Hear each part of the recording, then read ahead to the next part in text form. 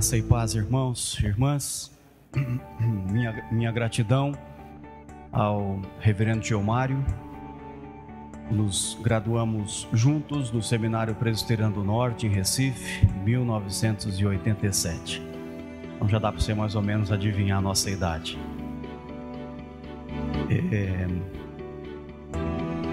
Minha gratidão também ao Conselho Missionário desta igreja, pelo convite, pelo contato, por me trazer aqui, pelo privilégio de poder conhecer mais uma igreja presbiteriana e conhecer novos irmãos e novas irmãs em Cristo Jesus. Muito obrigado, então, pelo convite de estar aqui com vocês.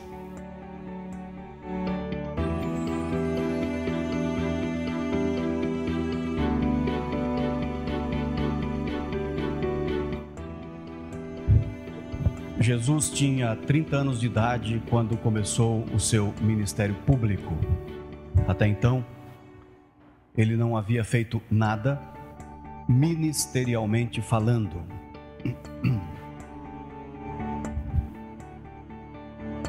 3 anos foram dedicados ao seu ministério público. Bastaram 3 anos para que o mundo recebesse a revolução que recebeu. Nesses 3 anos, ele sabia que o projeto de Deus seria um projeto realizado em parceria, que ninguém tem a condição de realizar o projeto de Deus sozinho na história. Ninguém tem a capacidade, os dons, os ministérios, as habilidades para realizar o projeto de Deus sozinho. Nenhuma igreja tem condição de realizar o ministério de Deus sozinha. E Jesus trabalha em parceria, trabalhou em cooperação com outras pessoas. E ele entendeu a importância e a necessidade de investir em líderes, em liderança, investir e em capacitar pessoas para que a missão de Deus fosse realizada e cumprida, e quando ele fosse, enviasse o Consolador, e o Consolador, habitando nestas pessoas, nestas novas comunidades, pudesse então cumprir o plano de Deus na história. Assim, o que é que Jesus fez? Imagine a cena. Se ele fosse à sua casa, encontrasse alguém enfermo, ele curasse, e de quebra dissesse: segue-me, você vai ser meu discípulo. E ele andava por mais algum lugar, alguma aldeia, entrava e expulsava um demônio de uma pessoa. Saindo dessa aldeia, entrava numa cidade, ele via alguém, um funcionário público, e dissesse a esse funcionário público: você também, segue-me. E ele entrava numa festa, olhava uma pessoa e dizia para essa pessoa: anda comigo. Andando no mar, encontrava uns homens rudes, com as mãos todas calejadas, de puxar a rede, e ele dissesse: você também, anda comigo. E assim Jesus foi convocando em parceria pessoas para andar com ele. Só que essas pessoas não estavam fazendo nada no começo. Elas não faziam outra coisa a não ser observar o que Jesus estava fazendo. Era um método de discipulado e de aprendizado.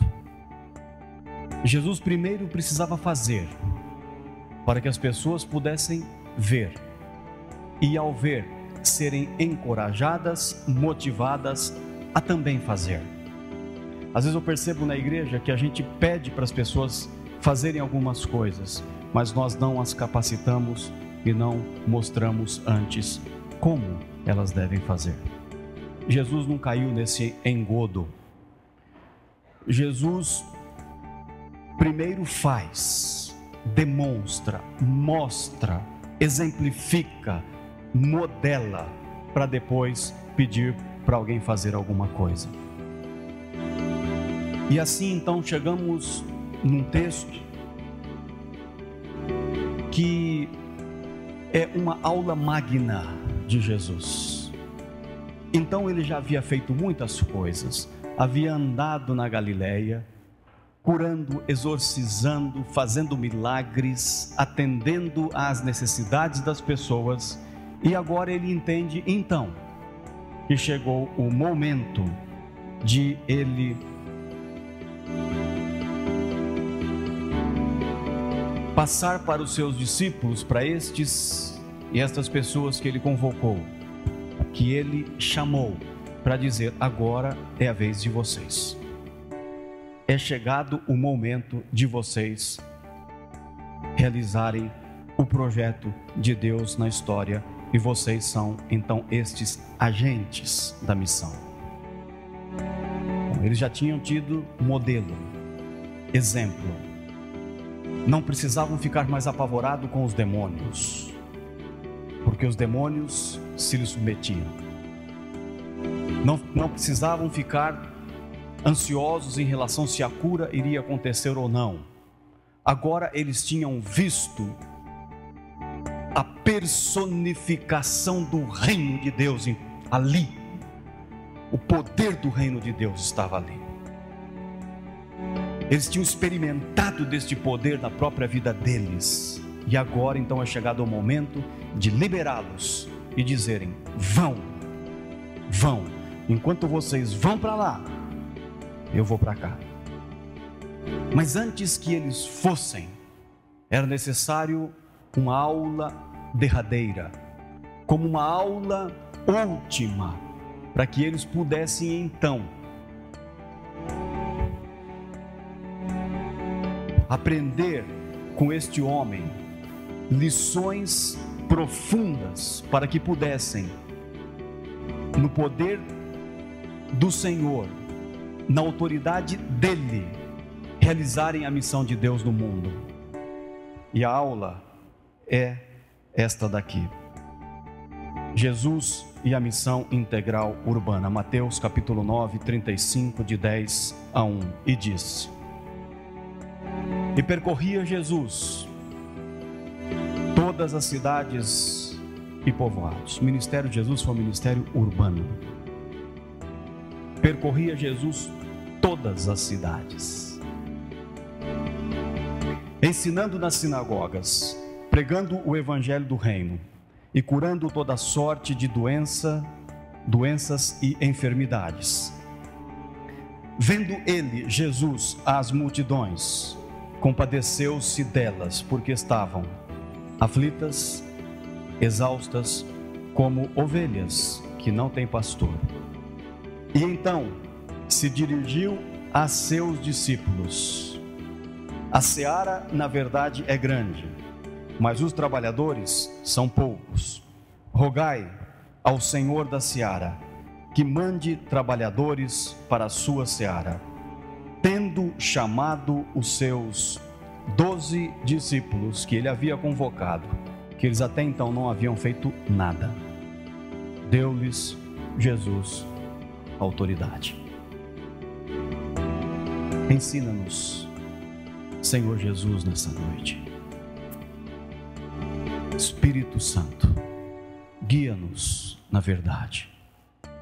Vem, Espírito, nos ensinar. E mais, vem, Espírito,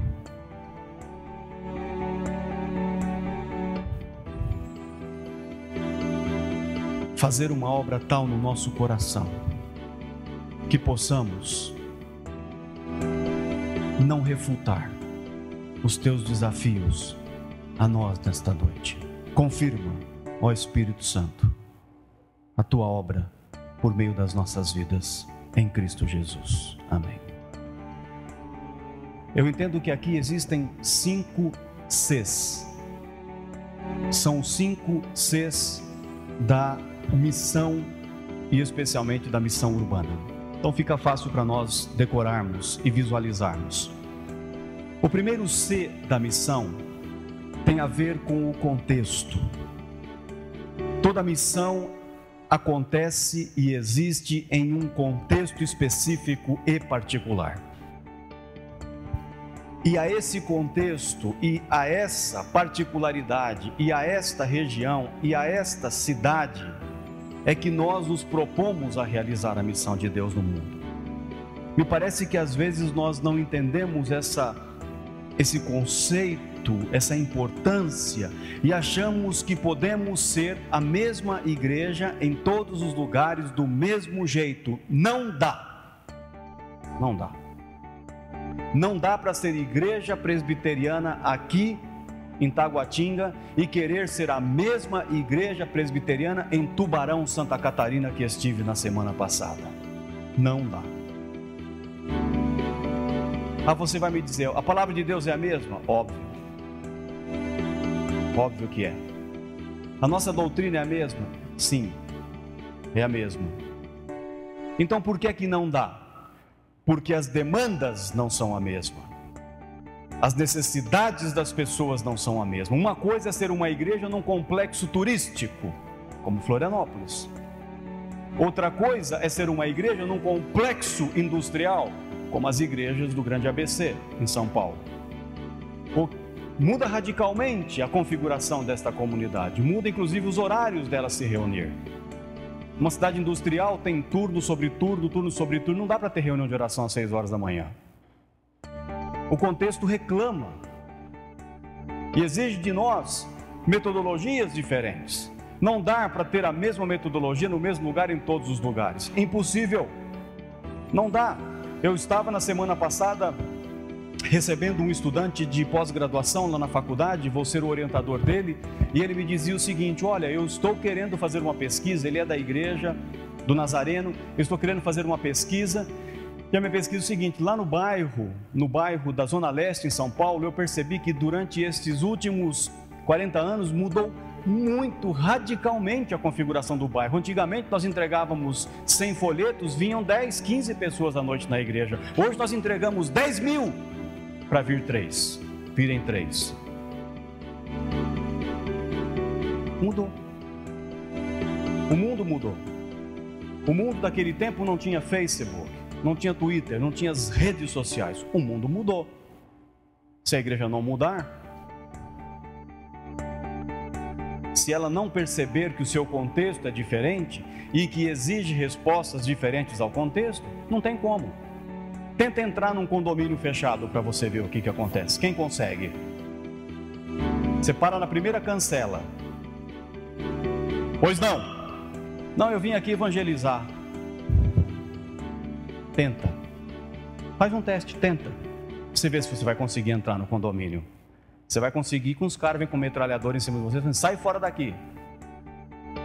O contexto mudou.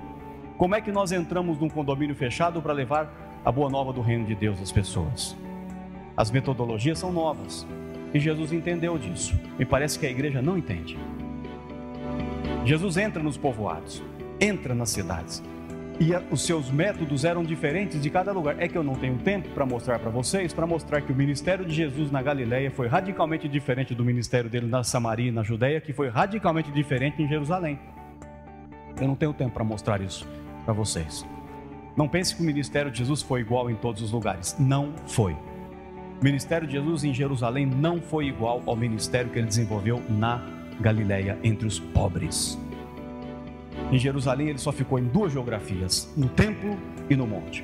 No templo ensinava o dia inteiro, no monte descansava. No templo o dia inteiro, na Galileia não. Ele ficou entre gente ralé, pobre, de gente da rua, gente demoníaca, gente... a ralé das ralés, que é a Galileia. Ele ficou na periferia. Jerusalém não. Jerusalém era o centro do poder. Então ele não podia desenvolver o mesmo ministério que ele desenvolveu na Galileia, desenvolver em Jerusalém. Não existe isso. O pastor muda de igreja, acha que ele pode continuar pregando os mesmos sermões que ele pregava nessa igreja ou na outra igreja, e ele vai pregar lá na outra igreja. Não existe isso. Por quê? Porque as pessoas são diferentes, as configurações são diferentes. Então, especialmente os jovens, faço um desafio para vocês. Estudem esse bairro, estudem esta cidade, façam um mapeamento. O IBGE dá dados para vocês.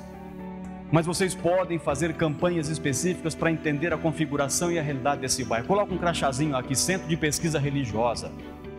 Não precisa nem colocar a Igreja Presbiteriana de Taguatinga. Coloca aqui um crachazinho bonitinho aqui, ó, Centro de Pesquisa Religiosa. Vocês fazem umas pesquisas rápidas com 3 perguntas, 4, não mais, do tipo assim: você tem Bíblia na sua casa, sim ou não? Não. Você frequenta alguma igreja, independente de ser qual ela? Você frequenta alguma igreja? Sim, frequento. As pessoas respondem. Centro de Pesquisa Religiosa. E aí vocês começam a observar essa realidade, o que essa realidade tem, o que ela não tem, o que ela reclama. E começam a surgir metodologias de missão para esta realidade. Mas a igreja não faz isso na maioria das vezes. Ela quer que as pessoas venham até ela. Querem que as pessoas pisem aqui dentro, para daqui ouvirem o Evangelho. O maior desafio da igreja hoje, um dos maiores, vou dizer o maior porque é muita generalização. Um dos maiores desafios da igreja não é trazer as pessoas para a igreja hoje, que já é difícil. O maior desafio não é trazer as pessoas para dentro da igreja, é levar a igreja para as pessoas. Todo pastor luta com isso e sofre. O maior desafio não é trazer as pessoas lá do teu bairro para dentro dessa igreja. O maior desafio é levar vocês para o bairro. Esse é um grande desafio. Jesus, se estivesse entre nós, Ele estaria dando essa aula para nós. Vocês estão entendendo? Vocês precisam entender essa realidade que está aí, esse contexto, onde nós realizamos a nossa missão. Existem algumas fotos aí para vocês verem os contextos diferentes. Eu não estou vendo, não sei, pela fé, eu estou acreditando que está passando alguma coisa aí. É pela fé, certo? A fé não é a certeza das coisas que não se veem, então eu estou... Tem aí vários contextos diferentes. Estão vendo aí? 4 lugares: favela, criança colhendo lixo, arranha-céu, uma igreja num bairro, morro. São os contextos diferentes. E para entrar nesses contextos diferentes, exigem metodologias diferentes. A metodologia que você entra numa favela não é a mesma que você vai entrar nesses arranha-céus que tem aí. Não é. Olha a próxima foto. O que você vê? Um amontoado de casas, não é? Não é um morro que tem aí? Estão vendo isso? Estão vendo? Então, imagine a vida aí. Imagine o esgoto. Imagine a eletricidade, o que não tem de gato aí, né? Imagine um incêndio aí, o que não acontece? As chuvas torrenciais que quando descem essa ladeira aí, esses morros, que coisa horrível, amedrontadora. Vocês estão vendo isso, não? Vocês conseguem ver essa pobreza toda aí? Então, meu irmão, agora me faz um favor. Você consegue ver que isso está de ponta cabeça? Coloca a próxima. Tem uma Kombi aí embaixo. Está vendo ela? Volta anterior. Olha a Kombi lá em cima. Volta a próxima. Olha a Kombi embaixo. É assim, tem cenários que confundem a gente. Tanto faz de ponta cabeça, a pobreza é essa desgraça mesmo.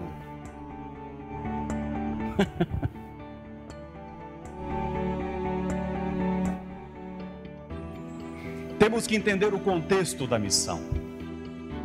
Se queremos ser uma igreja que tem agentes transformadores da realidade da sociedade, nós precisamos saber onde nós estamos. Ninguém mais do que essa igreja deveria ter o mapa, a cartografia desta cidade, deste bairro.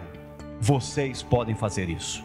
Vocês poderiam se reunir, jovens, com aqueles que querem se reunir para fazer um inventário desta localidade geográfica onde vocês estão inseridos. Bom, mas isso é um elemento investigativo importante para compreendermos o onde estamos inseridos. Agora, o onde não será transformado apenas por entendermos, apenas por fazermos pesquisas investigativas do ponto de vista sociológico, antropológico, psicológico, etc. Não é pelo fato de, entendi, é assim que é então, e daí? Entendeu e faz o quê? Então, acho que quando Jesus estava dando essa aula, ele reúne seus discípulos dando essa aula, Vendo Jesus as multidões, ele chama os discípulos e começa dessa aula. Acho que quando ele falou que Jesus passava por toda a região, por toda a geografia, por toda a cidade, acho que Pedro, no seu euforismo, levantou e falou assim: então vamos, Tiago. Jesus falou: senta. Não acabei a aula ainda. O culto só termina, senta. Não acabei a aula. Acho que João olhou para Pedro e falou assim: tá vendo, você é muito... Sentou de bicudo. Lição número 2. Segundo C. O segundo C da missão é de conteúdo.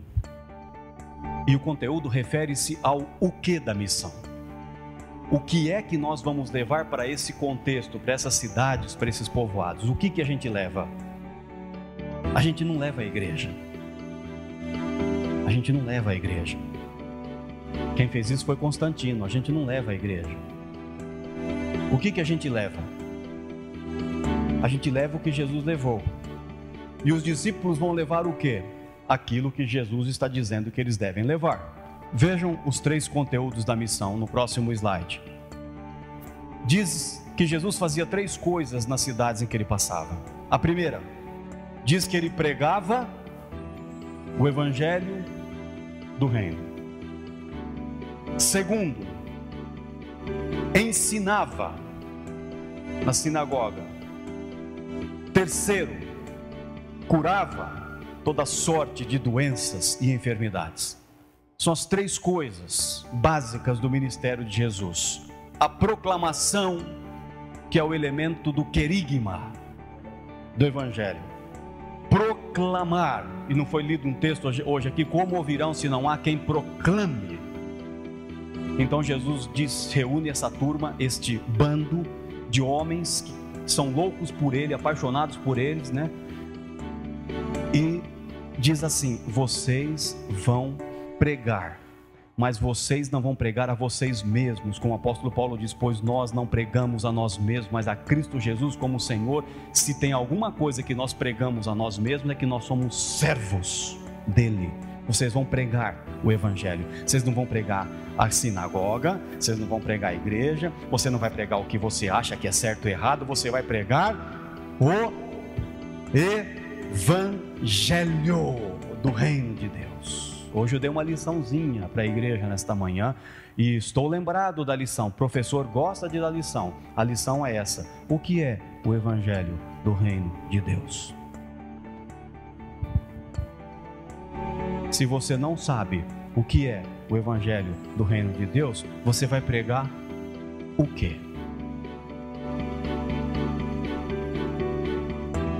Essa semana, debruce, estude, reflita e ache essa resposta. O que é o evangelho do reino de Deus? E você vai descobrir, certamente, que é muito mais coisa do que você imagina que é. Segunda coisa que Jesus fazia, ele ensinava. Aqui está o aspecto do didaquê, da didascalia, do mestre, desse aspecto formador.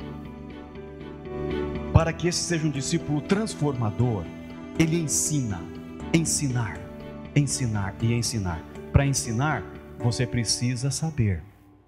Ninguém ensina o que não sabe. Ninguém ensina o que não tem. Então, escola de teologia hoje não é apenas para formar pastor e missionário. Escola de teologia é lugar de gente crente. Escola de teologia é lugar para gente crente, que quer crescer não só na graça, mas no conhecimento do nosso Senhor e Salvador Jesus Cristo. Disse o apóstolo Paulo: crescer na graça. Tem gente que quer crescer na graça, mas não quer crescer no conhecimento.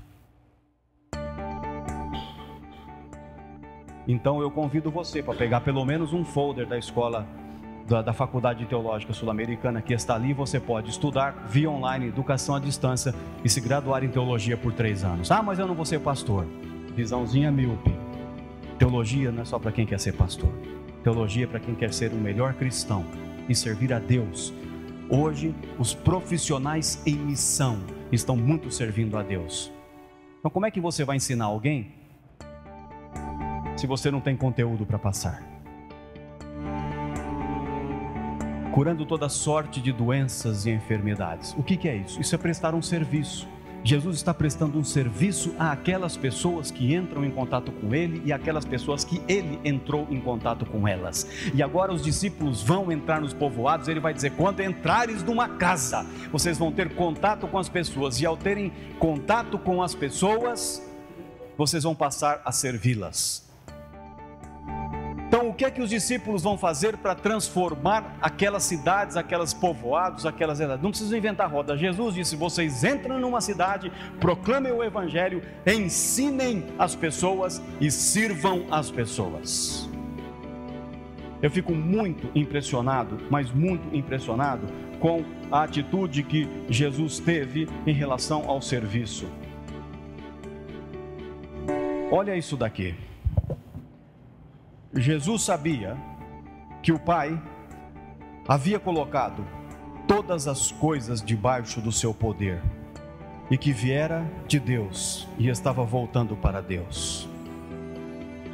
Jesus sabia que todas as coisas foram colocadas debaixo do seu poder. Em outras palavras, o homem mais poderoso do mundo.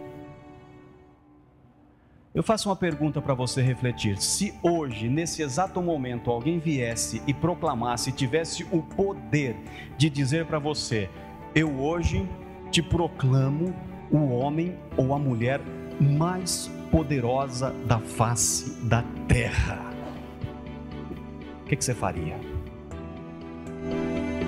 Eu fiz essa pergunta para o meu filho, Pedro Henrique, que vai se casar agora sexta-feira. Falei: filho, vem cá, tem uma pergunta para te fazer. Se alguém te proclamasse, tivesse o poder mundial de dizer: você, Pedro Henrique, de agora em diante, pim, é o homem mais poderoso da face da terra, o que é que você faria? Fiquei olhando para ele, ele ficou olhando para mim, e ele começou a dizer um monte de coisa. Eu não trabalharia mais. Primeiro, quando não quer mais saber de estudar, não quer mais saber de trabalhar, E ele foi falando um monte de coisa, e eu fiquei ouvindo para ele, ouvindo o que ele dizia. O que você faria se você fosse a pessoa mais... Uma coisa que ele falou, eu falei: eu erradicaria a pobreza. Eu falei: finalmente você pensou no outro. Sabe o que Jesus fez? Você sabe?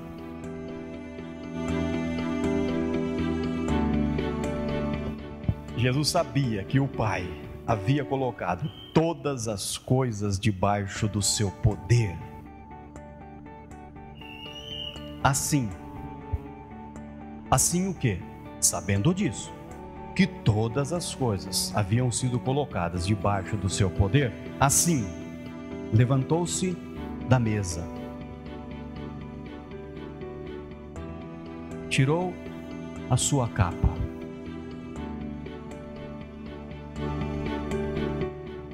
colocou uma toalha em volta da cintura,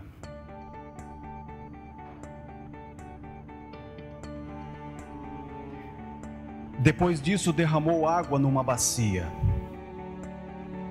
e começou a lavar os pés dos seus discípulos, enxugando-os com a toalha que estava na sua cintura. Que tal? O homem mais poderoso da face da terra sai da mesa, agacha, começa a lavar os pés fedidos e melecados dos discípulos dele. Isso é poder. Isso é poder. Tem muita gente poderosa na igreja de Cristo que se diz ser ungida, mas que jamais se agacha para lavar os pés dos outros. Jesus está dizendo para os seus discípulos: vocês vão entrar na cidade e vocês vão servir as pessoas. Vocês vão servi-las, porque no serviço vocês demonstrarão o poder do Evangelho. Irmãos, eu vou dizer uma coisa que para alguns de vocês vai soar até heresia. Se nós fizéssemos só isso, nós não precisaríamos nem abrir a nossa boca para falar do Evangelho. Se nós simplesmente nos agachássemos humildemente e servíssemos as pessoas, em nome de Jesus, manifestando nelas o poder do Evangelho, nós não precisaríamos nem falar. Então, o que é que vai transformar a realidade? A pregação do Evangelho, o ensino e o serviço. Agora, Pedro então dá um pulo, fico imaginando, eu falo assim, agora eu estou preparado para ir, eu entendi que eu tenho que pregar, que eu tenho que ensinar e que eu tenho que servir. Senta, Pedro, você é muito afoito, homem. E João de novo piscou para ele e falou assim, meu, para, cara, para, meu, deixa ele, para. Já vimos o onde da missão, já vimos o que da missão. Agora a missão não se faz de qualquer jeito. Agora Jesus diz para os seus discípulos o como se faz missão. Olha que professor é este homem, que aula magna. Como se faz missão? Missão se faz com compaixão. Esse é o terceiro C da missão.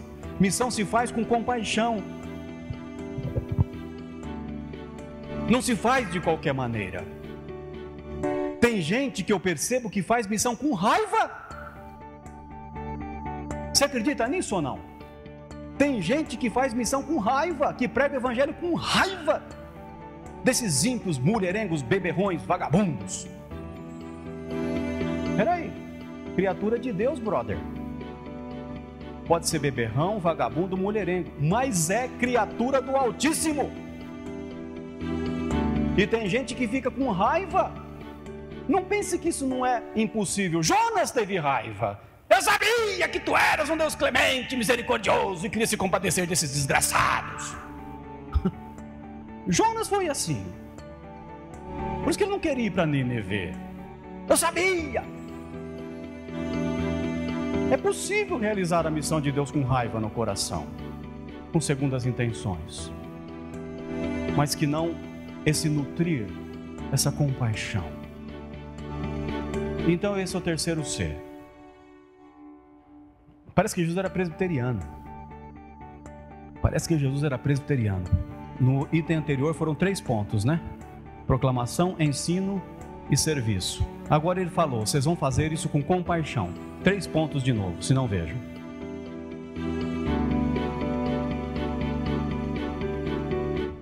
Jesus fala 3 coisas. Olha, ele parece...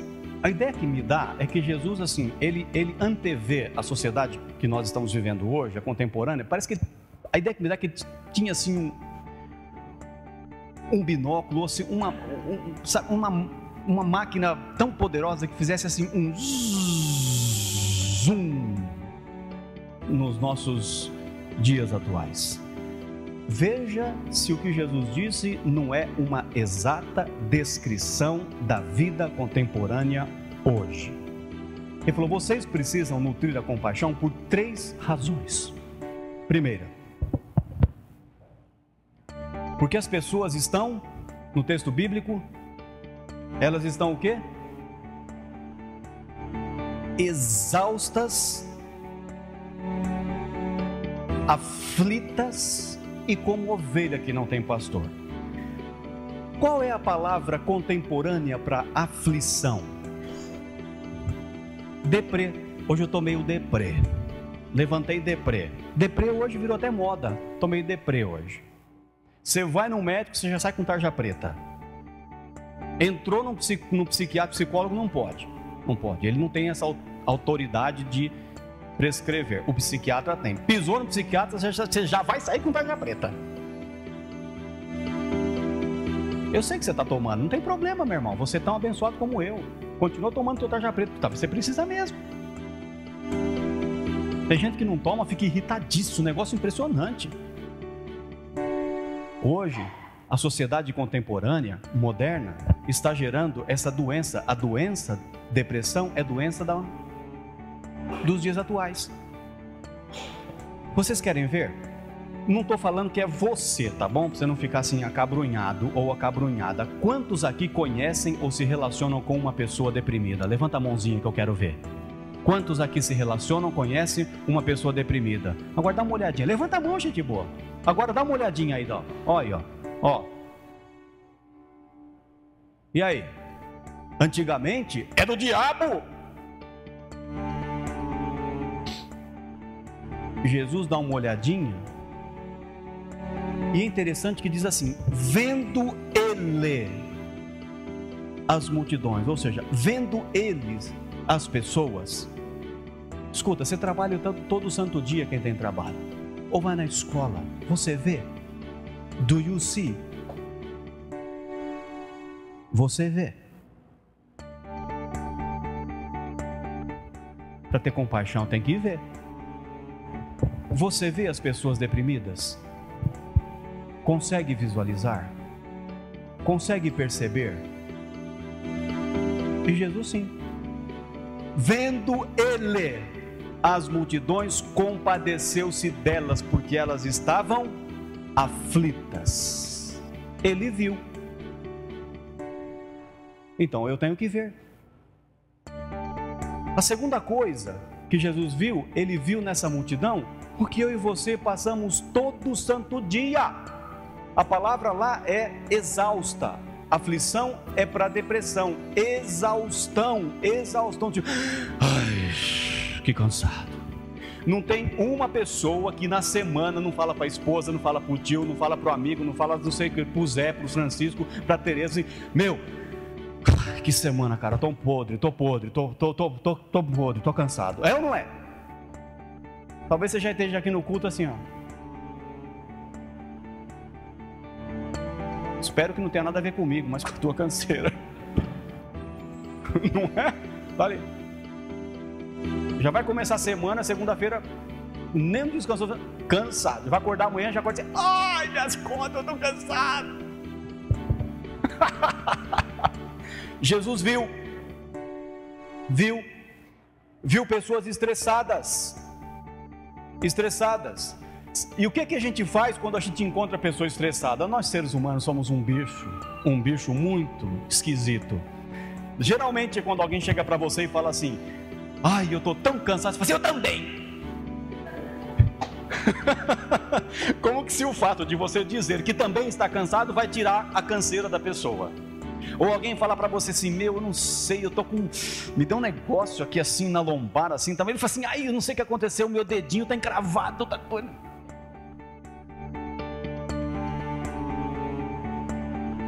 Normalmente, quando você vê pessoas deprimidas, quando você vê pessoas exaustas, cansadas, estressadas, e ela diz para você que está cansada e estressada, ela quer o quê? Ela quer colo. Ela quer que alguém a acolha. Mas a gente não consegue fazer isso porque isso dói na gente, sabe? É um negócio. E Jesus falou, gente boa, vem aqui. Dá uma olhadinha lá. As pessoas estão cansadas. E terceira coisa que Jesus falou, que nós precisamos, o exercício da compaixão, é que elas são como ovelhas que não têm pastor. Elas não são ovelhas, elas são como se fossem ovelhas, mas ovelhas que não têm líder, não têm direção, não têm senso, não têm destino, não têm norte. Portanto, são pessoas perdidas na vida. E o que nós mais temos na sociedade de hoje é o quê?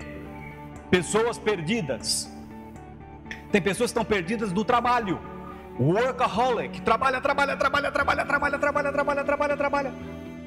Tem pessoas que estão perdidas no computador. Tem muita moçada perdida em jogo de rede, computador, negócio, não sai daquela desgrama lá e fica. Eu falei pro meu filho, você vai ter sérios problemas de coluna no futuro. Agora já está ele lá com 23 aninhos, um homem magro, mais alto que eu. Ai, minha coluna, ai!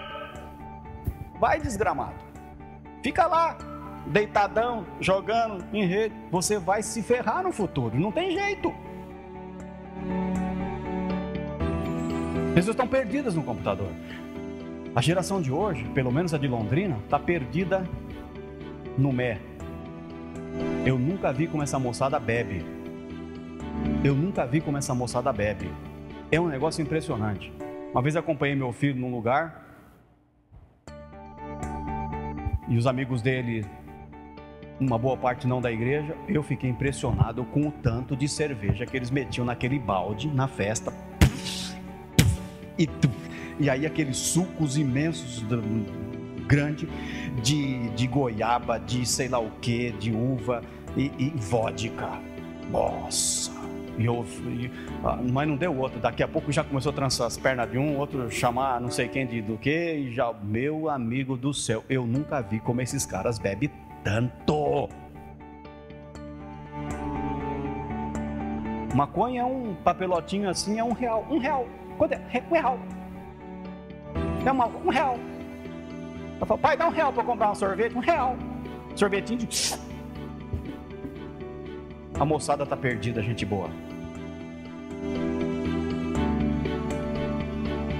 E daí?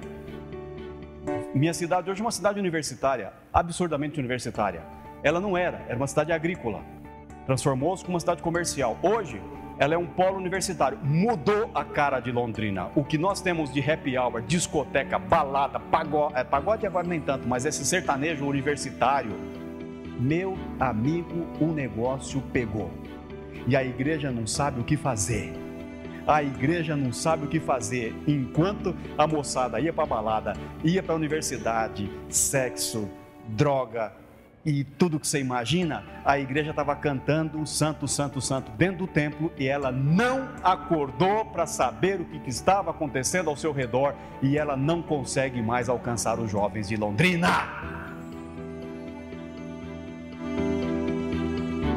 E não adianta você falar, não se faz mais crente como antigamente. Graças a Deus. Porque tem que se fazer crente para hoje, para responder hoje, para viver hoje, na realidade de hoje, dar a razão da sua fé hoje.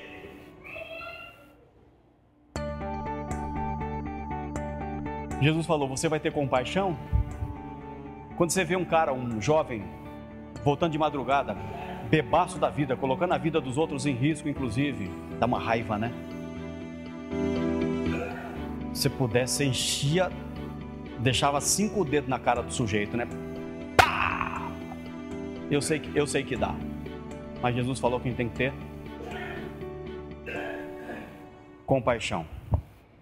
O próximo, C da missão.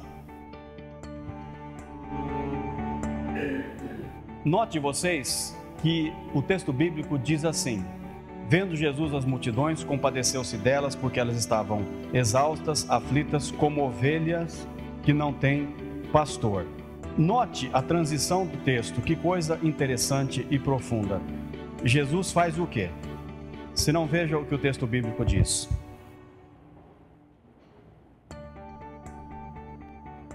Então, se dirigiu a seus discípulos.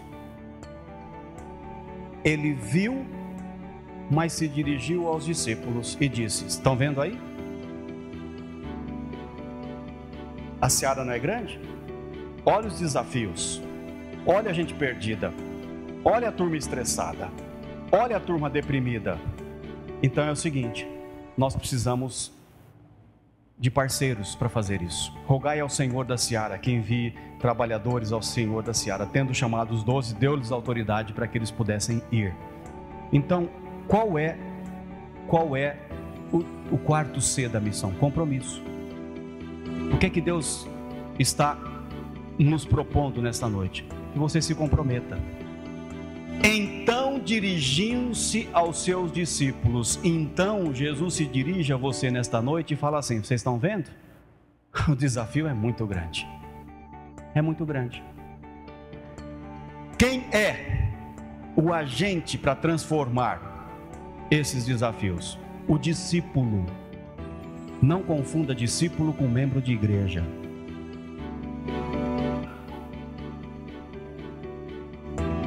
Não confunda. É possível ser membro da igreja e um discípulo de Jesus Cristo, mas nem todo membro de igreja é discípulo de Jesus Cristo.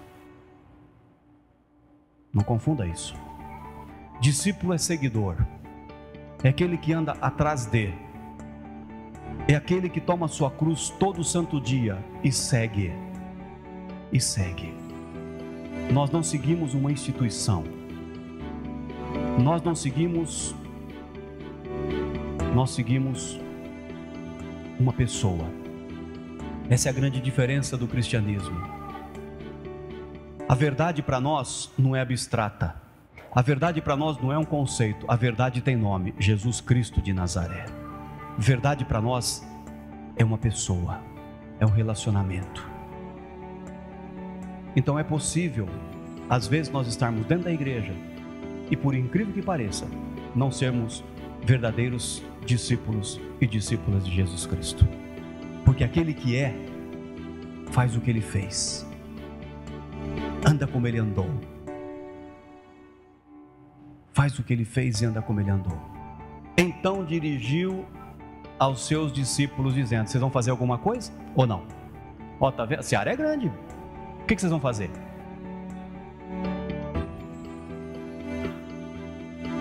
Então exige de mim e de você um compromisso. Um compromisso. E finalmente, o último C da missão é uma boa notícia. Em você aceitando este compromisso, você recebe um presente maravilhoso. Mas tem que aceitar o compromisso. Porque Jesus, eu não creio que Ele vai dar isso daí para quem não quer participar desse projeto do reino de Deus. Qual é o presente que Ele dá? Então, chamando os seus 12 discípulos, deu-lhes exousia, deu-lhes autoridade. Para que Jesus vai dar autoridade para quem não quer ser discípulo? Para quê? É um problema, porque a autoridade que não desemboca no serviço é só confusão dentro da igreja. Agora Jesus está dando a estes discípulos autoridade para eles fazerem o quê? Vejam o quê? Ele vai dar autoridade para estes discípulos fazerem o quê? Tudo o que Ele fez: ensinar, curar, expulsar demônios. Agora você está recebendo a capacitação para finalmente ir para o campo missionário. Eu acho que agora Pedro engole seco e entende que ele não poderia realizar o projeto de Deus na história se ele não recebesse a capacitação. Tanto é que em Atos diz assim: permanecei na cidade até que do alto vocês sejam revestidos do poder, e recebereis poder ao descer sobre vós. Nós só temos poder para servir. Se o poder que nós temos não desemboca na missão, esse poder é demoníaco. Poder que não está a serviço do projeto de Deus na história é poder demoníaco, e foi justamente esse que Satanás tentou dar para Jesus no deserto, e Jesus refutou e negou. Concluo.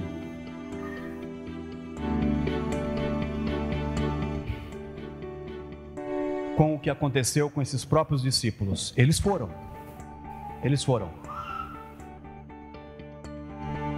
E ao retornarem, eles ficaram maravilhados em ver que este nome tem poder, que esta autoridade funcionou. E ele começa a dizer: em teu nome. Eles começam a dar um relatório para Jesus. Expulsamos demônios, os demônios se nos submetiam, caíam, pessoas foram curadas, vidas foram restauradas. Jesus, esse poder é poderoso. E eles ficaram assim felizes, extasiados com os resultados da missão. E Jesus, vendo a euforia deles, então tem que dar a lição derradeira, que é essa. E ele diz assim: vocês estão felizes porque os demônios se vos submetem, porque o paralítico foi curado, porque o cego viu, porque o demônio saiu? É isso o motivo pelo qual vocês estão tão... Eu estou vendo que vocês estão eufóricos aí. Impressionante a alegria e a euforia de vocês. É por isso que vocês estão felizes? E eles disseram: é, porque o Senhor mandou, a gente fez e deu certo e foi maravilhoso. Ele vira para os discípulos e fala: não fiquem felizes por isso. Não fiquem felizes por isso. Fiquem felizes porque o nome de vocês está escrito no livro da vida. Pastor, não estou entendendo. O motivo da nossa felicidade não são os resultados da missão. Porque se um dia você realizar a missão de Deus e vai ao teu amigo, vai a um campo específico, vai a um lugar determinado e você volta com o dedinho assim, ó, chupando, que nada aconteceu. Você vai voltar triste? Você vai achar que esse poder não funciona? E se você for orar por uma mulher que está com câncer terminal no hospital e você ora com ela, chama os presbíteros, unge essa irmã em Cristo e ela morre 2 horas depois da oração, você vai chegar aqui para a igreja e contar o quê? Irmãos, eu fui no hospital e nós matamos a mulher. Não. Jesus falou assim: não fiquem felizes com isso, fiquem felizes porque vocês são filhos de Deus, porque se isso não basta para vocês, nada bastará. Irmãos, nós somos filhos de Deus, filhos do Altíssimo, e Deus nos convoca a realizarmos em parceria o projeto dele na história. Ao sair daqui, talvez hoje domingo à noite, mas amanhã de manhã você vai lembrar desta palavra. Você vai começar a ver as pessoas. Vendo Jesus, você vai começar a ver. E Deus vai te lembrar e dizendo o seguinte: e daí? Você vai fazer alguma coisa? Você vai fazer algo? As pessoas estão estressadas, aflitas, deprimidas, cansadas, perdidas. Você vai fazer alguma coisa? Você sabe. A decisão é tua. E aqueles que são discípulos e discípulos de Jesus Cristo certamente dirão: eu vou fazer. Eu assumo esse compromisso, como discípulo e discípula que sou, de ser um agente transformador para a vida das pessoas, porque o Evangelho é poderoso. E você sabe que é, porque transformou a sua vida e pode transformar a vida de todo aquele que se aproximar dele. Amanhã você terá a chance. Se não for hoje, você vai fazer algo. Vai. Se você levar Jesus, a boa notícia é que ele vai. E quando ele vai, milagres acontecem.